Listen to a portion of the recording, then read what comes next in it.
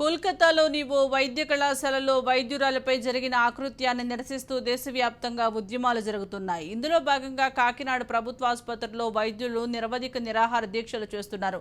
రోజుకో తరహా ఆందోళన చేపడుతున్నారు. Kakinada smart city MLA Vanamadi Kondababu కూటమి నాయకులతో కలిసి ఇవాళ వైద్యుల ఆందోళన శిబిరాన్ని సందర్శించారు. వారికి సంఘీభావం ప్రకటించారు.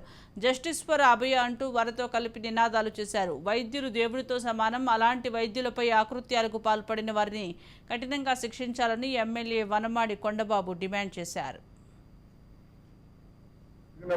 దాని మీద చాలా అప్రమత్తం అయింది ప్రభుత్వాలు గాని చట్టాలు గాని.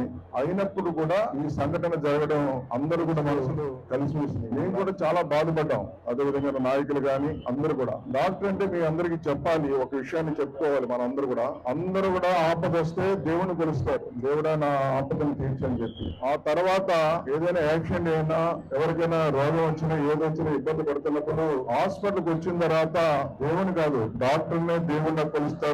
మీరు అంతటి వాళ్ళని గుడి సందర్భంగా తెలియజేస్తున్నా. మీరే నన్ను కాపాడాలని తలుచుకుంటూ ఉంటారు. ఒక మూర్ఖత్వంతో ఉన్న వ్యక్తులు, అదేవిధంగా ఈ మూర్ఖత్వంతో ఉన్న వ్యక్తులకి కొంత మోడల్ సపోర్ట్ ఉంది కాబట్టి చేయగలుగుతున్నారు.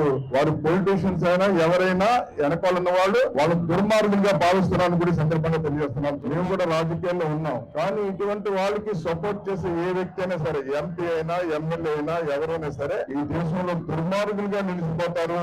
నేను కోరేది ప్రభుత్వంలో ఉన్నటువంటి ప్రజాప్రతినిధులు గాని, అదేవిధంగా అధికారులు గాని, ఏదైతే చట్టాలు కాపాడుతున్న న్యాయమూర్తులు గాని.